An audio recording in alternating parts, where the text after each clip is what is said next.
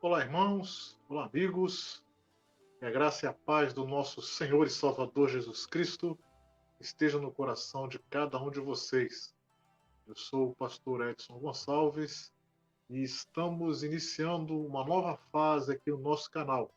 Nós vamos estar desenvolvendo um trabalho na interpretação da primeira carta do apóstolo Paulo aos Coríntios.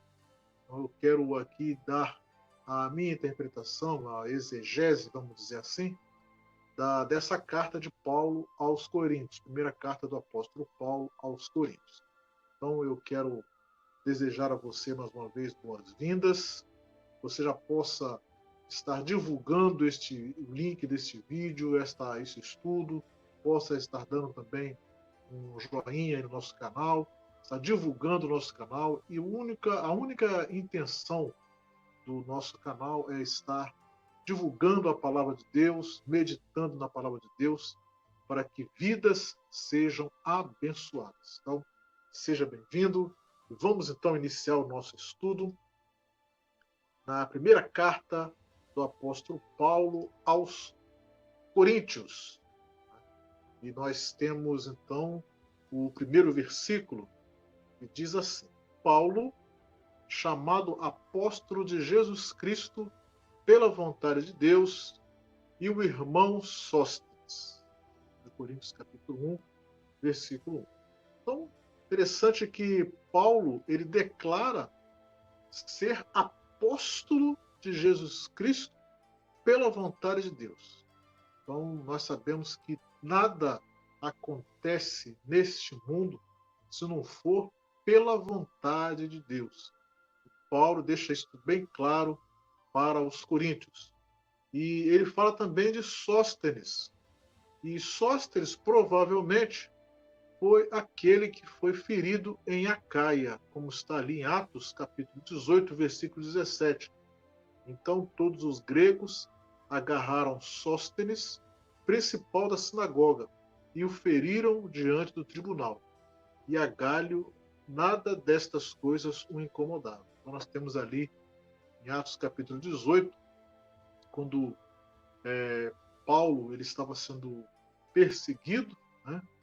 E algumas pessoas pegaram então a Sóstenes e deram ali uma surra em Sóstenes. Então, é bem provável, né, que este Sóstenes que Paulo fala aqui em 1 Coríntios capítulo 1, versículo 1, seria este mesmo Sóstenes que aí tomou uma surra ali em Acaia. Versículo 2. A igreja de Deus que está em Corinto, aos santificados em Cristo Jesus, chamados santos, com todos os que em todo lugar invocam o nome do Senhor Jesus Cristo, Senhor deles e nosso. O endereçamento da carta é para os coríntios e para todos os que invocam o nome do Senhor em todos os lugares e épocas. Então, Paulo está endereçando para os coríntios e para todos aqueles que em algum momento terão contato com esta carta, seja em que lugar for. Nós podemos dizer que nós estamos incluídos nesta questão, né? Nós aqui no Brasil fomos lembrados por Paulo quando ele fala que a todos que são chamados santos, que em todo lugar invocam o nome do Senhor. Você invoca o nome do Senhor? Então, se você invoca o nome do Senhor, você é verdadeiramente um daqueles para quem Paulo endereçou esta carta. Graça e paz da parte de Deus, nosso Pai, e do Senhor Jesus Cristo. Versículo 3. A saudação que ele faz, desejando paz, é igual a que Jesus deu aos seus discípulos após a sua ressurreição. Ali em João 20, versículo 19, nós encontramos: chegada, pois, à tarde daquele dia, o primeiro dia da semana, e cerrada as portas, onde os discípulos, com medo dos judeus, se tinham ajuntado, chegou Jesus e pôs-se no meio e disse-lhes: paz seja convosco. Não existe nada melhor do que você chegar no lugar e você desejar a paz para aqueles que estão ali, né?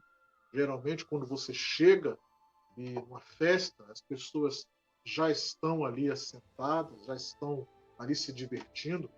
Geralmente, a ética manda que você que chega, você cumprimenta as pessoas que estão ali. Nada melhor do que você desejar a paz para aqueles que estão ali. Foi isso que Paulo, no seu endereçamento da carta, ele deseja a paz para os coríntios. Da mesma forma que Jesus, quando entrou ali no cenáculo, desejou a paz para os discípulos que ali estavam. Sempre dou graças ao meu Deus por vós, pela graça de Deus que vos foi dada em Jesus Cristo. Versículo 4. Aqui também uma outra importância, uma outra coisa importante, que é você agradecer. Qual é a importância? A importância de agradecer a Deus pela vida dos irmãos terem sido alcançados pela graça de Deus. Lá em 1 Tessalonicenses, capítulo 5, versículo 18, nós encontramos: em tudo dai graças, porque esta é a vontade de Deus em Cristo Jesus para convosco.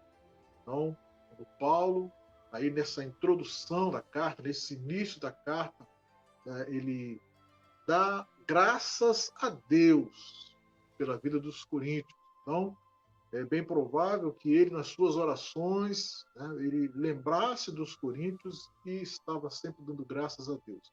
Como a palavra de Deus nos diz que devemos dar graças a Deus em tudo, vamos seguir o exemplo de Paulo e dar graças a Deus pela vida daqueles que nos são caros, daqueles que são nossos amigos, daqueles que são nossos irmãos.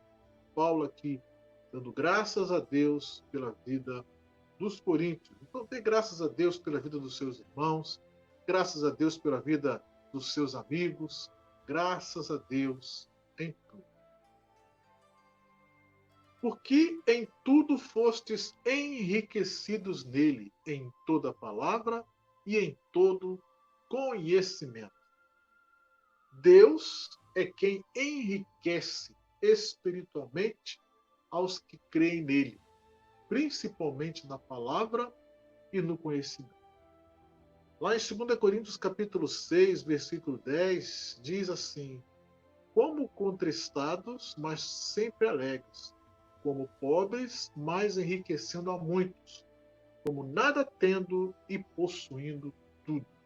Às vezes nós pensamos que são os bens materiais que nos fazem ter ou dizer que temos alguma coisa. Mas aí Paulo lembra, nessa introdução da carta, ele fala: olha, eu dou graças a Deus por vocês, porque em tudo vocês têm sido enriquecidos nele, ou seja, enriquecidos em Deus. Mas principalmente o enriquecimento que Paulo fala para os coríntios é a respeito da palavra e do conhecimento que tem sido dado por Deus para os coríntios. E, da mesma forma, nós devemos estar também alegrando e agradecendo a Deus, porque estamos sendo enriquecidos na sua palavra e no seu conhecimento. Versículo 6. Assim como o testemunho de Cristo foi mesmo confirmado entre vós. Então, Paulo ele fala do enriquecimento do conhecimento e da palavra que Deus deu aos coríntios, mas também do testemunho, né? E ele fala, há um destaque no testemunho de Cristo, sendo confirmado entre os coríntios, pois com a sabedoria enriquecida, eles puderam falar de Cristo.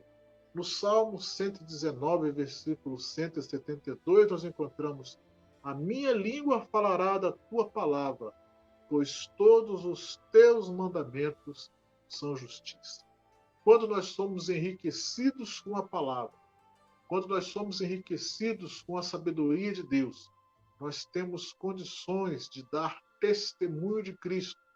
Nós temos condições de ser verdadeiras testemunhas das obras que Ele fez por cada um de nós. E aí, com esta sabedoria, nós podemos falar daquilo que Deus fez, daquilo que Deus faz, daquilo que Cristo, da obra que Cristo fez por cada um de nós. E aí, nós somos, sim, enriquecidos. Né? E Paulo aqui faz um destaque para aquilo que representa a vida dos coríntios ali naquele lugar. Os coríntios estavam representando Cristo, estavam testemunhando de Cristo ali naquele lugar. E Paulo exalta essa verdade na vida dos coríntios. De maneira que nenhum dom vos falte, esperando a manifestação de nosso Senhor Jesus Cristo. Uma manifestação dos dons não faltava entre eles. Quando nós estivermos chegando lá no capítulo 14, capítulo 12, 14 de 1 Coríntios, nós vamos falar um pouco mais sobre os dons. Mas é uma natural consequência da presença de Deus, do enriquecimento em sabedoria, do enriquecimento na palavra, do testemunho de Cristo, só acontece por causa dos dons manifestando ali entre os coríntios e entre a igreja. É a manifestação dos dons que faz com que o testemunho dos cristãos seja bem recebido em qualquer lugar. E os dons, o qual vos confirmará também até o fim, para serdes irrepreensíveis no dia de nosso Senhor Jesus Cristo. É este testemunho, e este testemunho deverá ser confirmado no dia do Senhor pelo próprio Cristo na sua volta. Não existe nenhuma condição de você trabalhar para o Senhor e não ser reconhecido. Embora nós devamos fazer sem querer nada em troca, mas a palavra de Deus nos diz que no Senhor não existe nenhum trabalho em vão. Então, se você está dando bom testemunho de Cristo, pode ter certeza, no dia da sua volta, você será exaltado, nós seremos exaltados, porque Ele prometeu que iria voltar para nos buscar. Né? E esse testemunho que nós damos, ele vai servir para que a nossa vida seja aceita diante do Senhor. Fiel é Deus, pelo qual fostes chamados para a comunhão do seu Filho, Jesus Cristo, nosso Senhor. 1 Coríntios capítulo 1, versículo de número 9. Novamente, Paulo acredita a Deus o fato de os coríntios terem sido alcançados para a comunhão através de Jesus Cristo. Então, não existe nada, nenhuma situação nas nossas vidas que não seja por aquilo que Deus faz, por aquilo que Deus proporciona a cada um de nós. É sabedoria? Vem de Deus. É força? Vem de Deus. É alegria? Vem do Senhor. É a possibilidade de dar testemunho de Cristo? Vem do Senhor. Né? E aí, a comunhão, o chamamento que Deus nos faz para ser comunhão, para termos comunhão através do seu Cristo, do seu Filho Jesus Cristo, é proporcionado pelo próprio Deus. Essa chamada, Ele que nos escolhe. E isto, Paulo fala que é fidelidade, é a causa da fidelidade de Deus. A fidelidade de Deus nos chamou para termos comunhão através de Cristo Jesus. E aí, Paulo fala, então, rogo-vos, porém, irmãos, pelo nome de nosso Senhor Jesus Cristo, que digais todos uma mesma coisa, e que não haja entre vós dissensões. Antes, sejais unidos em um mesmo pensamento e em um mesmo parecer. Paulo agora começa a falar alguma coisa que dá a entender que ele precisava corrigir algumas coisas ali na vida dos coríntios. Existia algo que deveria ser corrigido e o apóstolo começa a repreensão. Todos devem dizer a mesma coisa. Não deve haver dissensões, ter o mesmo pensamento e o mesmo parecer. O que seria dizer a mesma coisa? Concordar nas coisas importantes. A multiforme sabedoria de Deus, ela é manifesta na igreja de várias formas. Então, a questão não é todos falarem a mesma coisa. Um fala amém, o outro fala amém. Um fala sim, senhor, o outro fala sim, senhor. Não é nesse sentido. Dizer a mesma coisa é que devemos concordar nas coisas importantes. Existem coisas que são irrelevantes e que nós não precisamos estar vivendo em dissensão. Agora, existem coisas que nós precisamos concordar, né? Porque são, vamos dizer, são cláusulas pétreas da palavra de Deus. E neste caso, nós não temos como abrir mão de concordar. Não haver dissensões é não ter brigas, discussões. A palavra de Deus fala também que, no que depender de nós, devemos ter paz com todas as pessoas. E só ficar devendo uma coisa: o amor. Então, não ter brigas, não ter discussões, é algo que deve partir do nosso coração para estar em bom entendimento com os nossos irmãos. Ter o mesmo pensamento, é ter unidade de mente. E a palavra de Deus nos fala que nós devemos ter a mente de Cristo.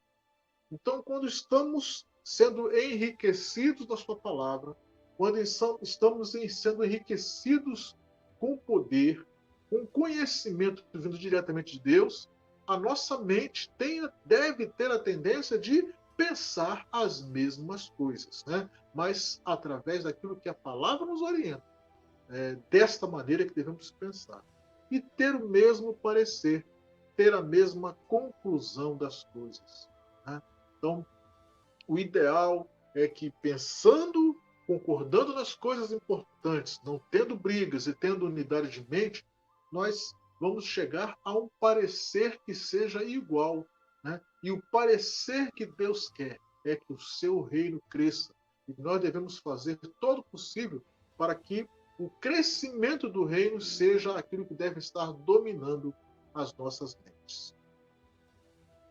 Porque a respeito de vós, irmãos meus, me foi comunicado pelos da família de Cloé que há contendas entre vós. Me foi comunicado. Então é bem provável aqui que alguém chegou para Paulo e falou: olha, Paulo, está acontecendo alguma coisa ali na igreja de Corinto. Então, às vezes, os líderes precisam ser informados dos bastidores da igreja, porque só o que for, porém, só o que for útil para a edificação da comunidade.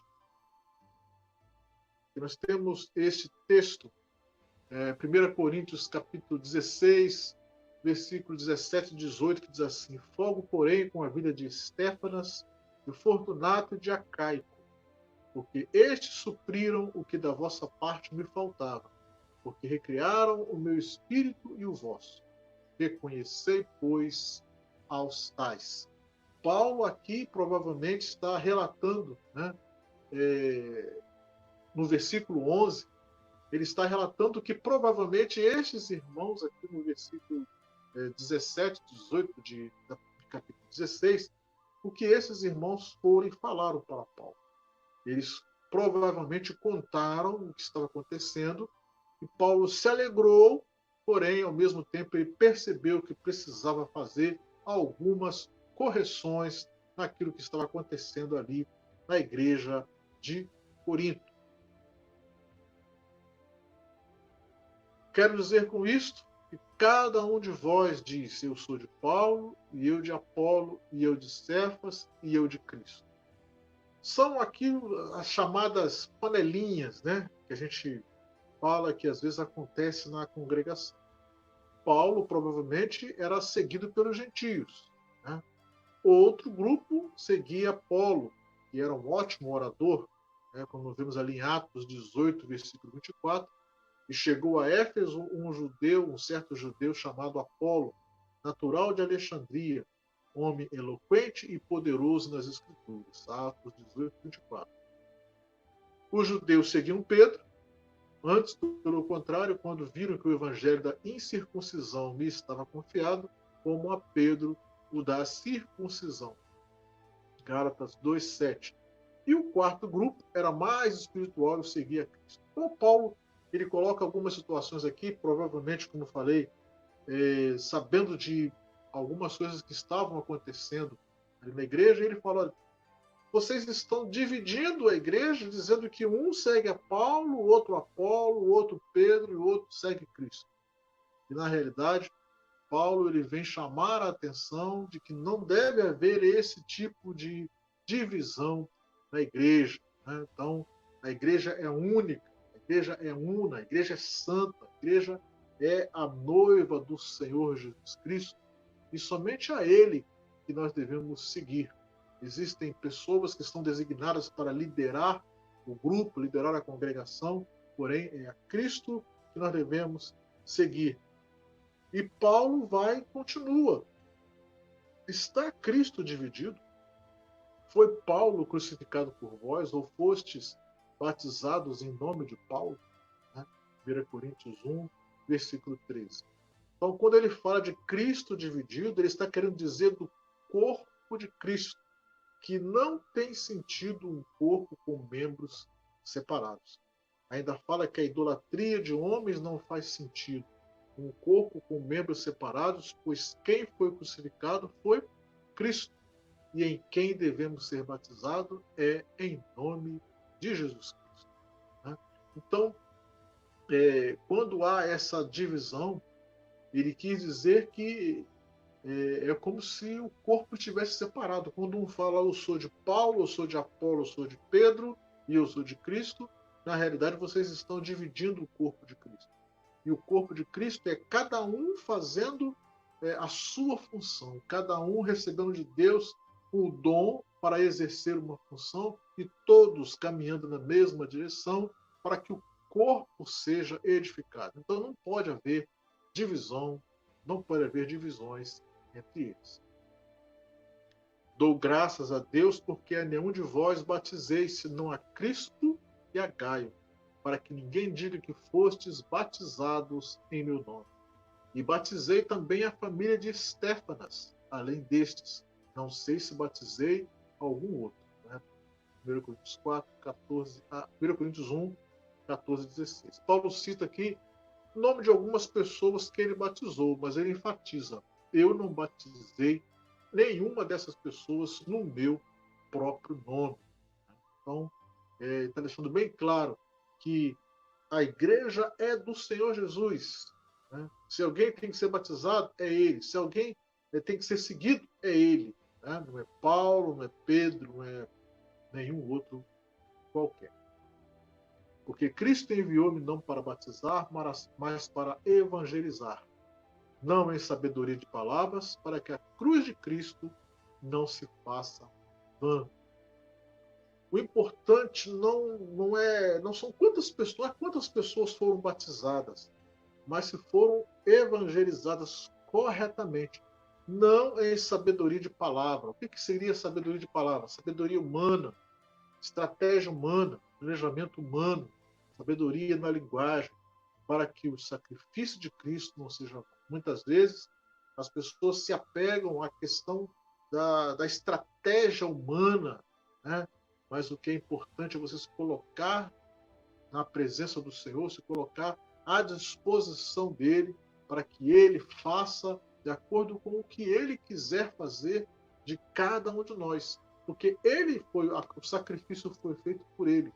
Ele fez o sacrifício, e se nós pegarmos para nós a responsabilidade de dizer que nós é que temos a sabedoria, nós é que temos a estratégia, o sacrifício de Cristo teria sido em vão. Então, por isso que Paulo está se eximindo de qualquer situação, fala, não, Deus me chamou, Cristo me chamou para evangelizar, e eu preciso fazer isso de forma correta. E falando para os coríntios, e vocês também precisam fazer de forma correta, evangelizar, não ficar preocupado com as palavras. Na hora, Deus vai falar através de vocês, E é assim que nós devemos agir. Porque a palavra da cruz é loucura para os que perecem, mas para nós que somos salvos é o poder de Deus.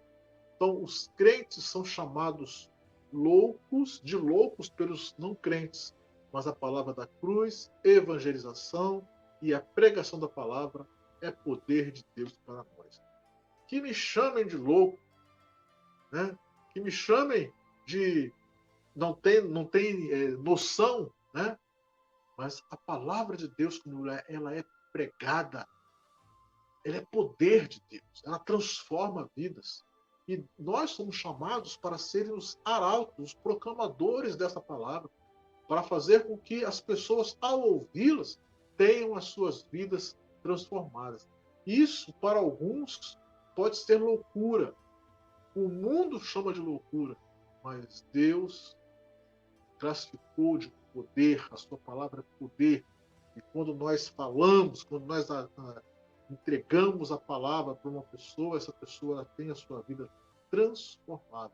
Isso não deve ser levado, não deve ser deixado de lado.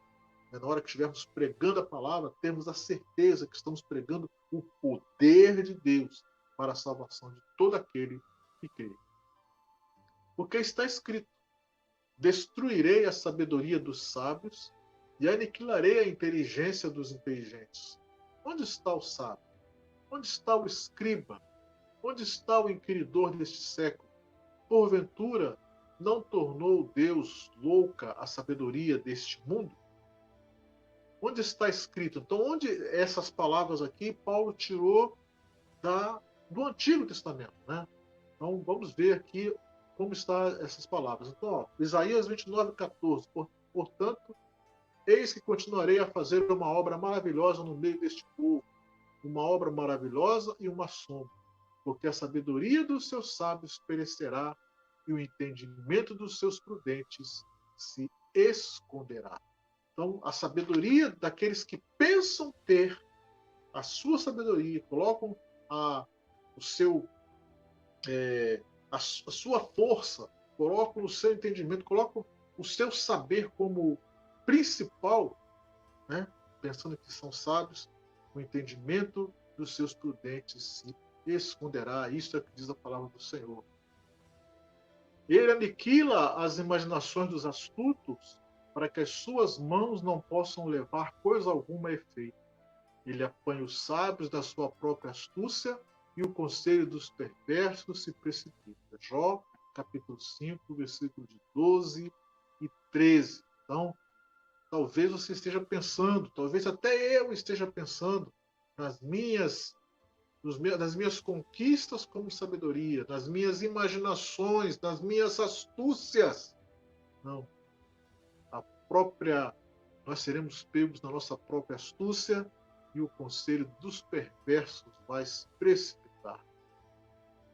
Os sábios são envergonhados, espantados e presos. Eis que rejeitaram a palavra do Senhor. Que sabedoria, pois, têm eles?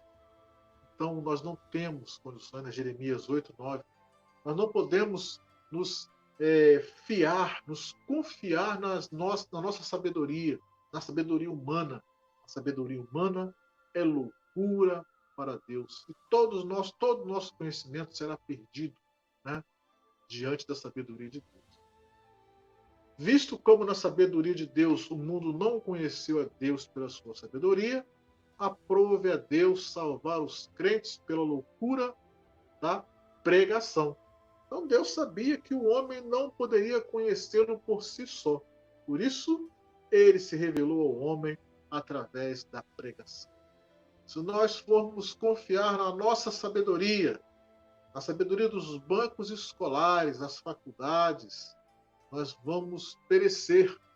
Porém, é através da pregação da palavra que Deus se revelou, porque ele sabia que o homem, deixado a si próprio, com o seu conhecimento, não ia chegar ao conhecimento de Deus. Então, é pela sabedoria, é pela loucura da pregação que nós fomos alcançados pelo poder de Deus. Porque os judeus pedem sinal e os gregos buscam sabedoria. Muitas pessoas continuam em busca de sinais, curas e milagres, boa eloquência, diplomas, etc. Mas nós pregamos a Cristo crucificado, que é escândalo para os judeus e loucura para os gregos. A igreja deve pregar a Cristo crucificado, que para muitos não é suficiente. É verdade que nós precisamos buscar conhecimento. Houve um tempo em que pensava-se, não, para ser um bom líder, você precisa fazer um seminário, fazer um pós-doutorado, uma pós-graduação, um doutorado, um mestrado. E existiam muitas pessoas que eram contra. Não, não precisa nada disso. Basta você ter uma espiritualidade e você vai conseguir ter sucesso no seu ministério. Não, nós precisamos sim. Precisamos nos especializar. Precisamos ter conhecimento. Agora, nós não podemos colocar este conhecimento acima da cruz de Cristo. O que é importante dentro da igreja é isso aqui que Paulo está dizendo. É pregar a Cristo e Cristo crucificado. Então, precisamos sim buscar conhecimento. Precisamos sim ter os nossos objetivos alcançados, objetivos educacionais alcançados. Mas, principalmente, precisamos pegar a Cristo e Cristo crucificado. Como ele diz o texto, é escândalo para os judeus e loucura para os gregos. A pregação da palavra, ela traz um convencimento interno, né? Falando dos judeus, quem está dentro é confrontado e quem está fora também precisa ser confrontado. Mas, para os que são chamados, tanto judeus como gregos, lhes pregamos a Cristo, poder de Deus e sabedoria de Deus. Mas quem entende e aceita torna-se o poder de Deus e a sabedoria de Deus. Estes são chamados. Então, a pregação da palavra, ela tem esta característica de fazer com que quem está fora seja confrontado com a palavra de Deus, tenha a sua vida transformada.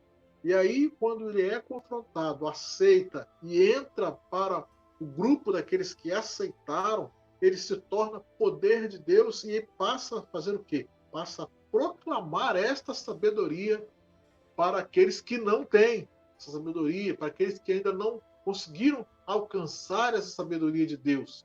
Então eles se tornam o poder de Deus. E aí Paulo fala que estes que se tornam sabedoria de Deus são aqueles que são chamados pela infinita sabedoria de Deus, né? São chamados para fazer parte, por fidelidade, fazer parte do corpo de Cristo. Porque a loucura de Deus é mais sábia do que os homens, e a fraqueza de Deus é mais forte do que os homens. O que os homens consideram loucura é muito mais sábia que os pensamentos humanos, e a fraqueza é muito mais forte que a força humana.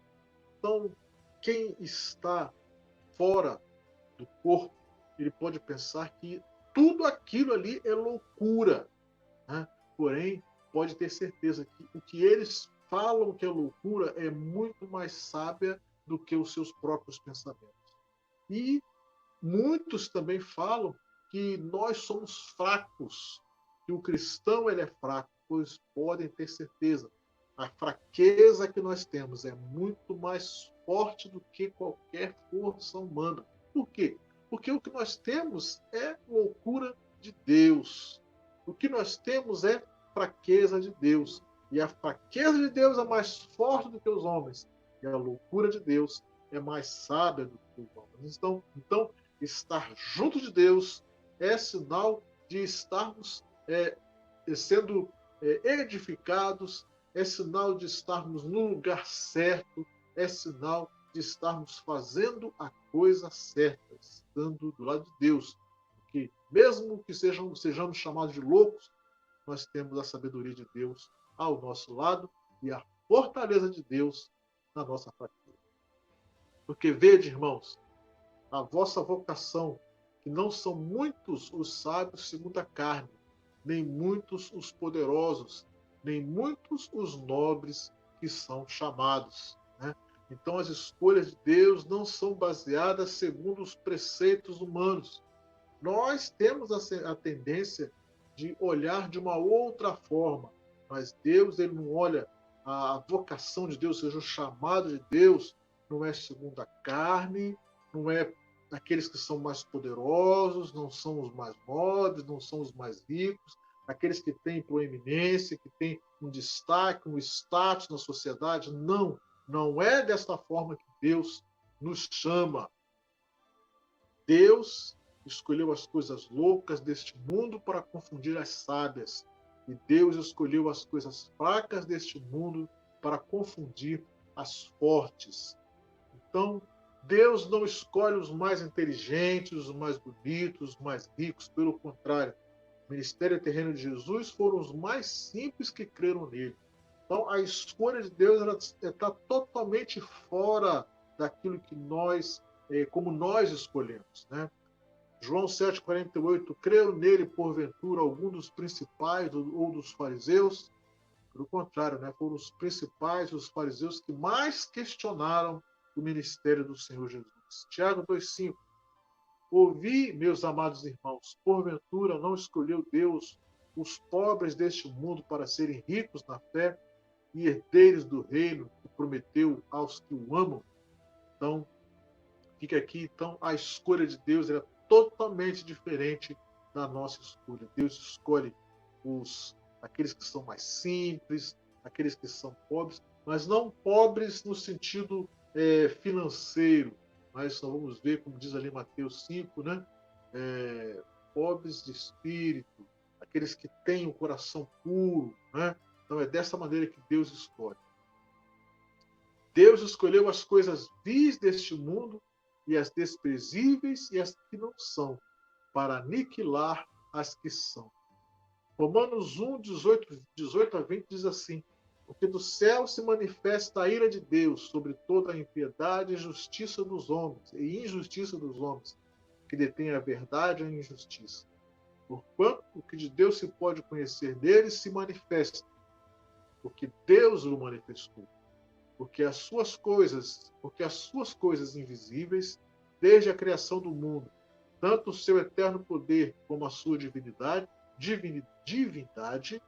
se entendem e claramente se veem pelas coisas que são criadas, para que eles fiquem inexcusáveis. Deus, ele escolhe as coisas loucas, Deus escolhe as coisas que não são, para provar para aqueles que estão pensando que não são, para provar para eles que aquilo ali é. Né? Então, pegou a injustiça dos homens e se transformou em justiça dele. Né? Para quê? Para que ele pudesse se manifestar, né? Através das coisas que ele criou, que para muitos é invisível, mas Deus, ele se manifesta naquilo que é o invisível para muitos. Né? Mas, porém, depois que ele se manifesta, a pessoa enxerga, a pessoa entende, ela vê que Deus estava presente naquelas pequenas coisas que aos seus olhos pareciam que eram invisíveis, mas Deus estava ali manifestando o seu poder, manifestando a sua divindade, manifestando todo o seu ser. Né? Então, tudo aquilo que o homem natural pensa que é, não é.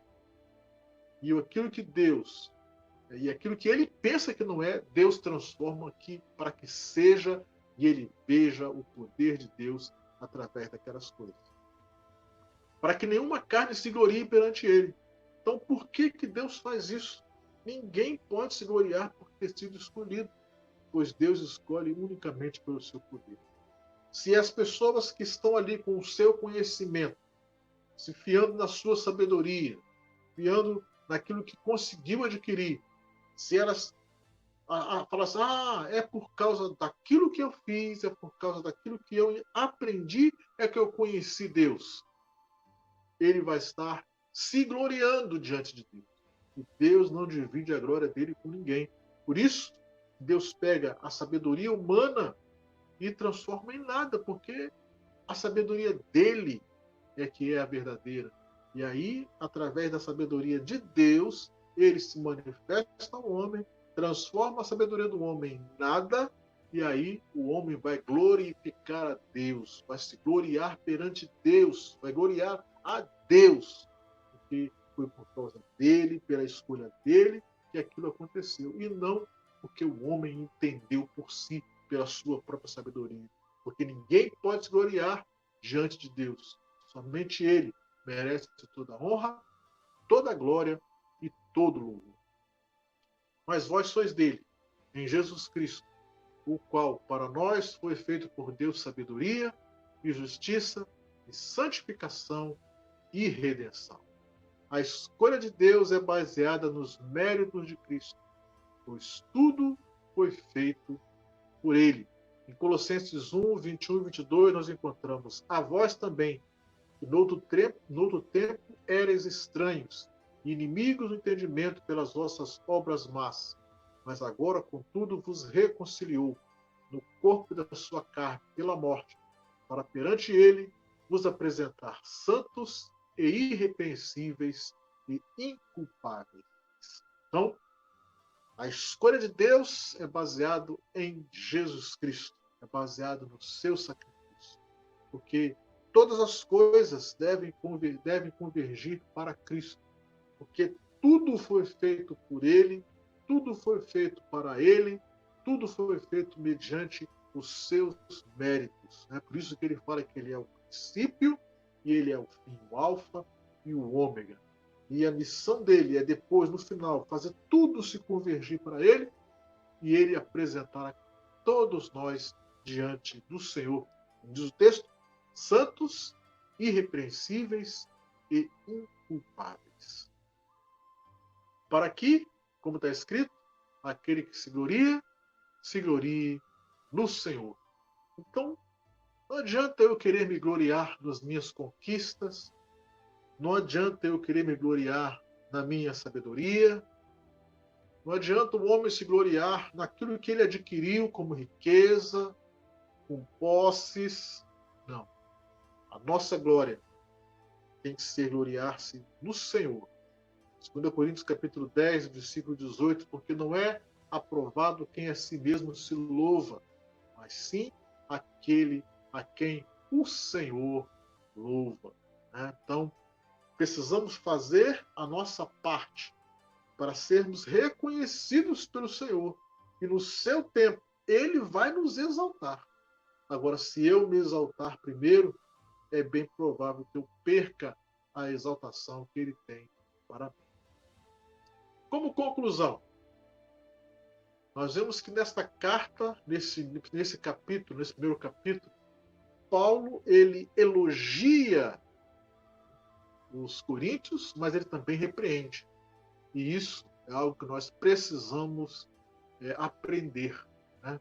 Existe uma ilustração, a ilustração do sanduíche. Né? Você pega um pão, uma parte do pão, metade do pão, coloca uma carne no meio e uma outra metade do outro pão. Então, a primeira metade do pão é o elogio. No meio vem a carne, que é a repreensão. E depois a outra metade do pão, que é também outro elogio. Então nós precisamos sim, nós precisamos elogiar, mas quando precisar repreender, precisamos repreender também. Precisamos ser elogiados, mas quando precisarmos sermos repreendidos, que possamos aceitar também a repreensão. O modo de Deus agir é totalmente diferente do nosso. Nós olhamos o exterior, mas Deus olha o interior. Então, às vezes nós olhamos o exterior da pessoa, analisamos e tiramos as nossas conclusões, gostamos ou deixamos de gostar. Mas nós só conseguimos ver o exterior da pessoa. Deus ele olha o interior e é através do interior que ele faz as suas escolhas. Para Deus não importam os títulos, a riqueza, a sabedoria humana, pois se isso for importante para ele, a escolha seria por mérito do homem. Então, não. Nós podemos sim buscar, e é preciso, né, no mundo que vivemos, a competição, né, a luta, né, é preciso sim a gente buscar sabedoria, buscar conhecimento, estudar, se especializar, né? Isso é bom, isso é agradável. Mas quando chega no reino de Deus, isso para Deus não é nada. A escolha de Deus ela não vai se basear nisso. A escolha de Deus vai se basear nos méritos de Cristo. E por último, Deus quer as coisas simples para que a glória seja dada somente a Ele, mediante Cristo Jesus. O objetivo de Deus é que nós, na nossa vida, nós possamos fazer tudo para exaltar o nome do Senhor e os méritos sejam dados a Deus mediante Cristo Jesus. Então, meu amado, que nesta meditação que nós fizemos aqui, neste estudo, você possa ser edificado, você possa entender que Paulo, quando ele está falando para os coríntios, ele está colocando o seu coração. Ele estava provavelmente triste porque algumas coisas não estavam agradando a ele. Porém, ao mesmo tempo, ele estava feliz, porque ele percebia que os coríntios estavam dando bom testemunho. Existiam coisas a serem acertadas, ele vai acertar durante o restante da carta. Mas nesse momento, ele quis colocar para os coríntios, principalmente no seu início, a alegria que ele tinha em estar falando com eles e ter visto que o testemunho que eles estavam demonstrando ali era um testemunho agradável a Deus. Então, que você possa ter sido abençoado. Eu, com certeza, fui abençoado nesse estudo. E que você, então, possa divulgar esse estudo para outras pessoas, para que o nome do Senhor seja glorificado. Não deixe de dar o seu joinha. Então, Deus nos abençoe e até o próximo estudo em nome do Senhor Jesus.